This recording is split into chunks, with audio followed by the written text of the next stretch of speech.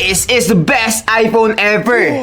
Every year na lang. Eto guys, yung iPhone 17 Pro. Alam kong alam nyo na kung ano yung mga features niya, yung mga specs, and kung ano yung mga napaka-special about this phone. Pero, alam nyo ba yung mga negative side or yung mga personal experience? Well, yan yung pag-uusapan natin today dahil nga sasabihin ko lahat ng mga dapat nyong malaman bago kayo bumili netong bagong iPhone na to. And we will start in 3, 2, 1. Let's go!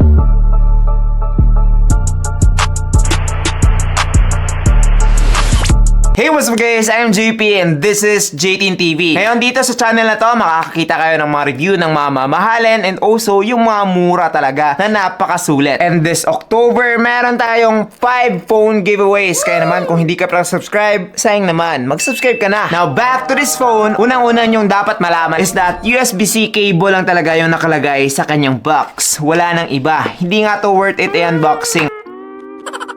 Napakadali lang. Now, back to this phone. Kung makikita nyo naman, eto yung pinakabagong color nila, the Cosmic Orange. Meron ka pa iba't ibang choices, katulad na laman ng blue and the silver. For me guys, eto talaga yung pinili ko dahil nga malalaman or kitang-kita talaga agad na bago yung phone mo kapag nasa ganitong kulay. First of all, nag-backtrack yung Apple dito to aluminum from titanium. So, kung makikita nyo dito, wala na pong gap dito sa frame niya. Tuloy-tuloy na po yan from the back to the frame. Yung only glass lang dito is yung part na to which is para mapagana yung kanyang wireless charging or MagSafe charging. Now, one thing na palaging sinasabi dito guys ng mga reviewer is that madaling magasgasan, napaka-prone talaga pagdating sa dents and scratches ng aluminum, especially with this color or the blue one. But yes, this phone feels pretty good in the hand even though mas mataba po siya sa mga nakaraang Pro models and mas mabigat din to ng konti. Nadagdagan to ng 0.5mm pagdating sa kanyang thickness and 7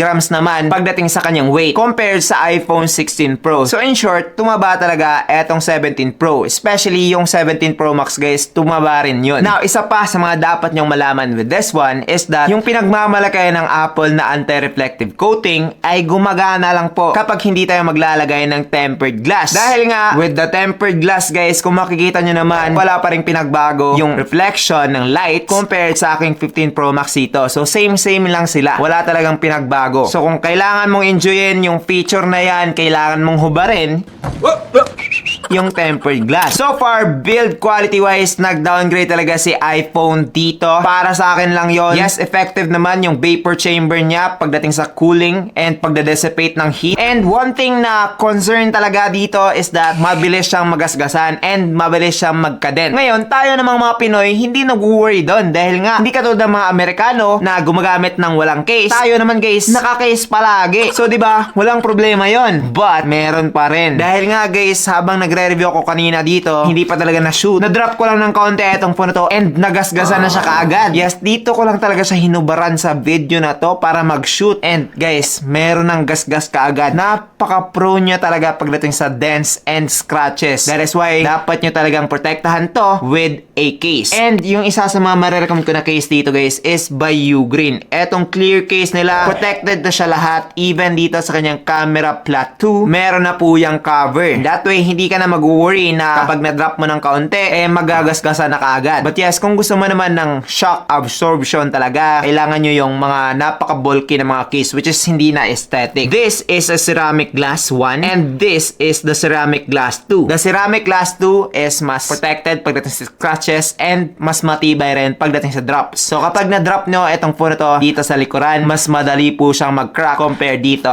sa harapan. So dapat nyo talaga malaman yan, especially if you're not using a case. But yes, just use a case para wala na tayong maraming sat-sat dito. Dito sa right side nakalagay yung kanyang camera control which is a button. Pero pwede natin siyang i-swipe. But for me, hindi ko talaga ginagamit to. Button lang talaga yung gamit ko dito. Quick access for the camera. Dito naman sa left side nakalagay yung kanyang action button which is pwede natin ilagay sa iba't ibang gamit. Pero for me, ring and silent mode lang talaga to. Hindi ko na to binago guys. Merong mga dagdag feature talaga. Pero depende pa rin talaga sa user. Pero ako na normal user lang, mas trip ko pa rin talaga tong ring and silent button. Now, yung camera plateau talaga yung pinaka-interesting part dito dahil nga nilakihan na nila. Like, dati ganito lang to. Ngayon, meron na dito. Isa sa mga napansin ko is that mas bright na po ng konti yung kanyang flash. And kung hindi nyo alam, pwede nyong kontrolin etong flash niya. Pwedeng wide, pwede namang direkta, 'di ba? Mas sharp yung kanyang flashlight kapag ginawa nyo to. I guess marami na nakakaalam. Ako na lang yung hindi. Aray ko. For overall, pagdating dito sa aking paggamit guys, kailangan ko talaga tong protektahan. Yun lang. Compare dito sa aking iPhone 15 Pro Max na merong aluminum body and glass back, mas hindi po to magagasgasan compare dito kay iPhone 17 Pro. So kapag tinatapon-tapon nyo lang yung iPhone nyo, hindi talaga kayo nagpapake, magagasgasan talaga yan. Which means magiging less yung resale value niya. Now, yung variant ko nga pala dito is merong physical SIM card. Which means na meron tong mga difference compared sa eSIM only. Katulad na lamang ng battery differences which is pag-usapan natin mamaya. 1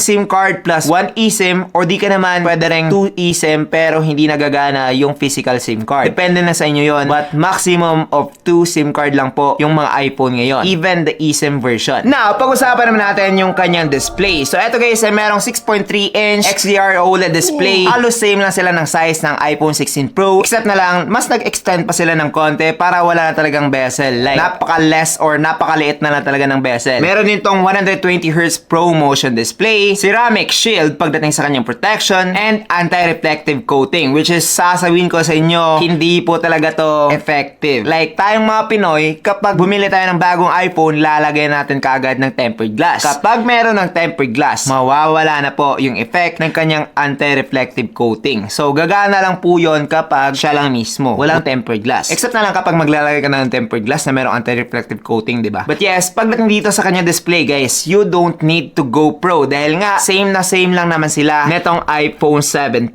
Same pagdating sa kanyang refresh rate, 120Hz na to. Pagdating sa kanyang size, 6.3 din. XDR OLED din. Lahat ng pwede nating sabihin, same lang po yung iPhone 17 dito kay iPhone 17 Pro. Ngayon, isa sa mga nagustuhan ko talaga about this display is kapag madilim na, tapos ayaw ko yung nakaka-eye strain, aabot po siya ng 1 nit lang pagdating sa kanya display. Now, kung nasa labas naman kayo, naka-auto brightness, tapos nasa extreme light condition, aabot po to ng up to 3,000 nits, which is dun mo na malalaman yung difference niya compared sa mga old models like the iPhone 15 Pro Max, iPhone 16 Pro, iPhone 16 Pro Max. Mas high na po yung kanyang brightness, which is same lang din naman dito kay iPhone 17. So, same lang talaga sila. You don't need to go pro. Now, one thing about this brightness is that gagana lang po yun on a certain condition, like yung sinabi ko. Pero kapag tinurn on natin siya to the max, same lang po yung makikita nyo with the iPhone 15 Pro Max. So, yun yung isa sa mga na-experience ko dito kay iPhone 17 Pro. Nag-expect talaga ako na napaka-bright. You know, aabot na siya ng 3,000 nits, di ba? Dapat mas bright. But yes, same lang po sila ng iPhone 15 Pro Max ko, which is up to 2,000 nits lang. Except na lang talaga kapag nasa labas kayo, under the sun, and kailangan yung pinaka-max and naka-auto brightness siya. Ngayon, let's talk about the performance of this device. So, eto guys ay merong latest and greatest Apple A19 Pro, which is a 3nm processor. Umabot na siya ng up to 4.26 GHz and 6-core GPU din po siya, which is same na talaga with the iPhone 17 Pro Max. And comparing this one with my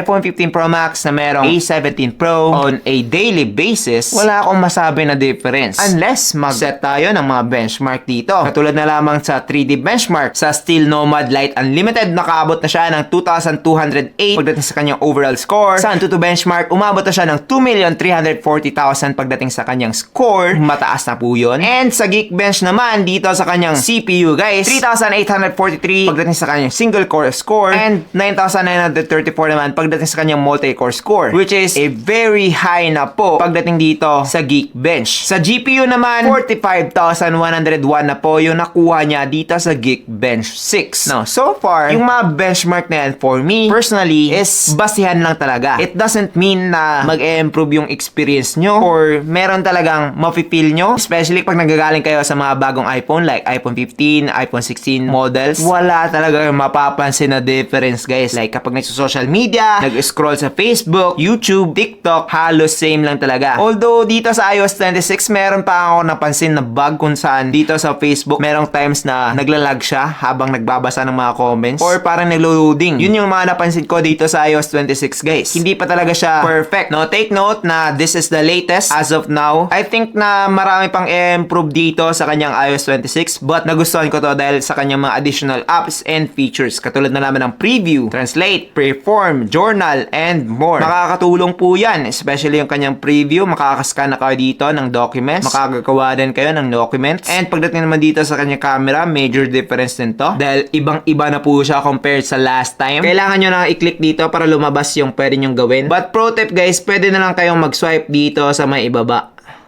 Oh, 'di ba? Mas mabilis. But yes, maraming ayaw dito sa tinatawag ng Apple na liquid glass. I guess nanibago lang ako. But the ability to make your clock bigger, put some apps na kailangan nyo talaga. Tapos, kapag nag-charge kayo, meron pang estimated time na lalabas. And napaka-big deal po yan sa akin. So, iOS 26 for me is a very good upgrade. Ewan ko lang talaga sa inyo kung bakit ayaw nyo mag-update. So far, when it comes to playing games naman, yes, effective yung kanyang vapor chamber dito, which is the main reason kung bakit ginawang aluminum etong device na to. Mapa Genshin Impact man, Call of Duty, Mobile Legends, wala na yung problema guys with the iPhone 17 Pro. I'm telling you, lahat ng games na available ngayon sa App Store, kakayanin yan ng iPhone 17 Pro without any problem at all. Ganun kalakas yung A19 Pro guys. Yung question lang talaga is, gagawin mo ba yan? Kailangan mo ba yan? Yan yung mga dapat nyong pag-isipan bago kayo bumili itong phone ito. Dahil nga ang mahal. Kung nagpe-Facebook, nag-edit ka lang naman ng mga videos, pwede mo pa rin yung gawin smoothly even with the iPhone 15 Pro model. Which is grabe na yung mura ngayon. Alam naman natin kapag yung second hand market, kapag merong nagbagong design sa brand new, mas magmumura talaga yung kanilang mga presyo. So guys, meron kaming mga parating na review about sa mga old iPhones, abangan nyo yun. Baka mas sulit kung yun na lang yung bibilhin nyo instead of this one. Now, let's talk about the battery. So, sinabi ko kanina guys na merong difference kapag merong physical SIM card compared sa eSIM only. So, kapag merong physical SIM card, meron lamang siyang 3,998 mAh compared sa eSIM only na 4,252 mAh. Malaking difference po yun. Around 2 to 3 hours na mas tatagal yung eSIM only compared to this one na merong physical SIM card. Now, sa charging naman, same lang po sila. Meron na po siyang Power Delivery 3.2 which is yung pinakabago ng Apple ngayon, which is around 45 watts yung kanyang charging, and matcha-charge mo na to from 0 to 50% in just 20 minutes compared sa 30 minutes sa mga nakaraang model. Now, meron ding bago dito guys, which is nagsusupport na siya ng 25 watts wireless charging. And tanan! Meron akong i-recommend sa inyo. This one is from Ugreen. Nagsusupport na to ng 25 watts Qi 2.2. Eto guys, yung pinakabagong technology na supported rin etong si iPhone 17. Now, hindi lang si iPhone 17 Pro guys, even with the iPhone 17 and the iPhone Air. Now, with this one, dahil nga 2-in-1 to, matcha-charge mo na yung iPhone mo dito. Tapos, AirPods mo naman dito sa may ibaba. 2-in-1 talaga siya. Diba? Obvious naman. Now, this one is the magnetic power bank. Qi 2.2 na rin to. 25 watts, 10,000 mAh. Marerecommend ko to sa inyo guys dahil nga mura lang to. And then, meron pa siyang Type-C cable dito. 'Di ba? Perfect. Now with this one, makukuha mo na yung fastest wireless charging, tapos mura lang. Maglalagay na akong link down below. For me guys, recommended ko to dahil nga syempre aesthetic, and this one perfect for traveling. For me, pinaka nagustuhan ko talaga dito sa iPhone 17 Pro is yung kanyang battery and charging. Not gonna lie. Now, let's talk about its camera. So, unang-una na dapat nyong malaman dito guys is it's probably the same with the iPhone 16 Pro pagdating sa kanyang main camera and ultra-wide camera. Pero, the difference is yung kanyang new telephoto, which is I really love. So, 48MP na lahat ng kanyang camera, main, ultra-wide, and the telephoto. Dito sa kanyang telephoto guys, 4x po siya, but you can extend it to 8x. Parang optical quality daw to kung tawagin. Hindi siya optical zoom dahil nga 4x lang yung kanyang optical zoom. Pero yung kanyang 8x dito guys is almost the same. Napaka lossless quality. Kung ano yung makukuha nyo sa kanyang 4x, ganun din sa 8x. Parang ganun. And yes, nagtry ako dito ng up to 40x. Nakakuha ako dito guys ng napakagandang shot. So this is from 0.5. This is the 1 times. This is the 2 times. This is the 4 times, 8 times, and lastly, the 40x. Ganun po siya kaganda. Now, meron pa akong mga iba't ibang capture dito from 0.5 to 8x, and as you can see, ganun pa rin. Napaka-sharp, napakaganda na aking makakuha dito guys. Bilib na bilib talaga ako dito sa telephoto ng iPhone 17 Pro, which is literally the only thing na nagse-separate compared sa iPhone 16 Pro. Ay, meron pa pala. Pag-usapan natin mamaya. Dito lang sa kanyang back camera, this is literally the difference compared sa iPhone 16 Pro. And dito sa iPhone 17, wala po siyang telephoto. Yun lang. Now, I'm pretty sure na a lot of us is a fan para mag-zoom and makaka-capture ng maganda. And guys, nakuha ko na talaga yan dito kay iPhone 17 Pro. Ang layo ng bridge, pero with the 40x, kitang-kita pa rin. Ganon kaangas yung bagong telephoto ng iPhone 17 Pro. Yung iPhone 15 Pro Max ko dito guys can only zoom up to 25x. Eto, 40x na. So, big improvement when it comes to the telephoto lens. But with the other camera, ganun pa rin naman. Sharp, natural, maganda yung kanyang photo quality. Okay na okay talaga siya. Basically, this is one of the best, if not the best camera that you can get pagdating sa smartphone industry. Marami nga nagsasabi na mas better to compared sa mga digital camera natin. But for me, meron pa rin talagang difference. And mas lamang pa rin talaga yung totoong camera. Now, sa selfie naman, eto guys, ay meron tinatawag na center stage. So, hindi na po parang triangle yung kanyang camera. Eto po ay square na. So, instead of doing this selfie, pwede mo na lang yung gawin ng pagganito. Pero naka-horizontal pa rin yung inyong picture. So, ganun kaangas yung kanyang new selfie camera, and for me, na-appreciate ko talaga to guys. Gamit na gamit siya dahil nga as you can see, yung difference kapag hinawakan ng pa-side is medyo iba yung tingin mo sa camera compared dito sa center stage na mas direkta yung tingin mo sa camera and mas maganda siyang tingnan. Although, it has the same quality rin para sa akin dito sa kanya selfie. No increase pagdating sa kanyang sharpness. Same